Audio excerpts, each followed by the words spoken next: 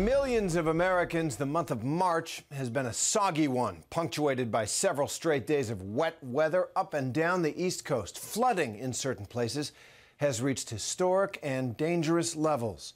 So if April showers bring May flowers, what do these March showers bring? Sam Champion headed into the rain. The relentless rain is continuing to pound the Northeast. Drivers encountering dangerously high water levels. The cars are going through and they look like boats. Certainly bad news for the folks here. Residents in Stonington hope this dam holds.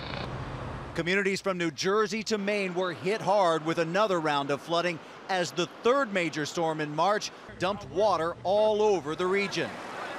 Rhode Island is now dealing with the worst flooding in 100 years. We're in unprecedented area right now in terms of the impact of the amount of water that we are absorbing and the flooding. I've lived in Rhode Island my entire life and I've never seen anything come close to this. Everyone works hard for their stuff and then all of a sudden gone in one day just by a rainstorm. National Guard troops were activated in 3 states, Massachusetts, Rhode Island, and Connecticut. In some areas, officials are calling the situation life-threatening. The Patuxent River is at record flood, flooding homes, closing roads, schools, and prompting evacuations. People here in Cranston, Rhode Island were once again forced from their homes. We met the Foster family this morning as they were rescued by boat. So you guys have lived here about a month, so you've never seen anything like this before? No, they told us it flooded, but we underestimated it. We didn't realize it was this. Now, when did you decide we just can't stay? When they just knocked on our door with a boat and said we gotta go.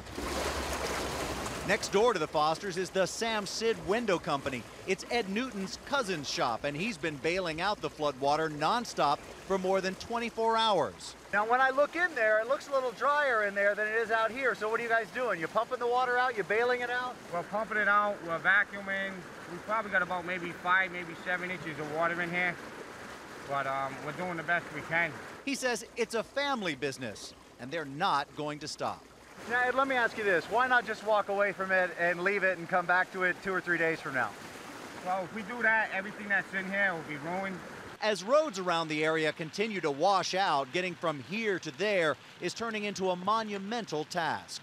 It's a lot frustrating. As you see, I want to go home. I can't even get in and out of my house. You know, this has been going on since yesterday. Brenda Furtado has been living in Cranston for 7 years. Just 2 weeks ago, her home was underwater. We lost everything down there. Our furnace, our washer, dryer, everything. All our personal goods, horrible. So, you know, when you go into your house after and there's 5 feet of water in your basement and all of your personal things are floating around, it's like the river just overtook the street. When it comes to rain and bad weather, residents in Warwick, Rhode Island have seen enough. James Crosby owns a restaurant on River Avenue. It's a little disheartening. You know, we thought the cleanup was over and, you know, people finally starting to put things back together. I'm tired. It's been a long 2 weeks. About 100 people were evacuated from their homes here. Firefighters are still making house calls late into the night. They probably should not stay there with the rivers rising. A state of emergency was declared in Norwich, Connecticut earlier as the Yantic River continued to swirl toward an all-time record high.